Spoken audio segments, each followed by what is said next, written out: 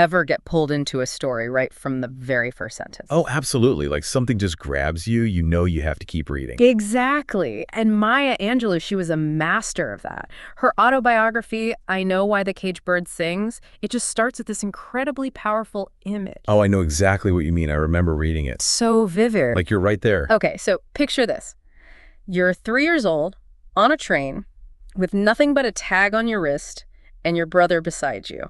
That's how she starts. Wow. And just setting the stage right there in those first few lines. It's incredible. So today we're going deep, doing a deep dive into that opening sentence because it's packed with more history and meaning than you might think. It's amazing how much a single sentence can hold, right? Especially when you start to peel back the layers like we're going to do. Absolutely. So she arrives in this musty little town, even just that description, musty. It creates such a strong feeling, almost like a sensory experience. Oh, totally. You can practically smell it, right? That kind of closed-in, stale air. It just evokes this feeling of being stuck. And it makes you think about what Stamps, Arkansas was like back then in the 1930s. During the Jim Crow era. Exactly. Segregation was the law of the land.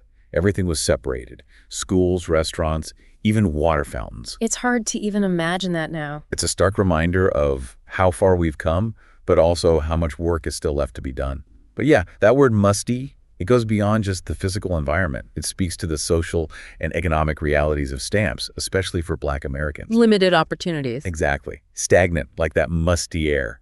It was a place many people longed to escape. And that makes the detail about the tags even more poignant, don't you think? I mean, these weren't just kids going on a trip to see their grandma, right? Right. This was a time when sending Black children from families in the North to live with relatives in the South was common practice. And they were sent with these tags. Often, yeah. Oh. Imagine that. Just a tag that said, "To whom it may concern," pinned to their clothes. It's heartbreaking. They were just seen as packages. It's a chilling reminder of the systemic racism that was woven into every aspect of life. These children, they were often put on those trains alone, completely vulnerable. With no one to look after them? It's difficult to comprehend the emotional weight of that experience.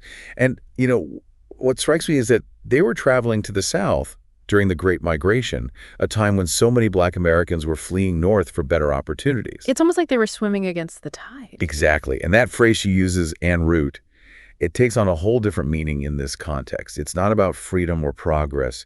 It's about being sent back to a place that, for many, represented hardship. Wow. You know, thinking about it, it's incredible how much Angelou conveys in that single sentence. The history, the emotions, the weight of expectation, it's all there. Can you imagine carrying that burden as a 3-year-old? It's almost unfathomable, isn't it? But that's the power of her writing.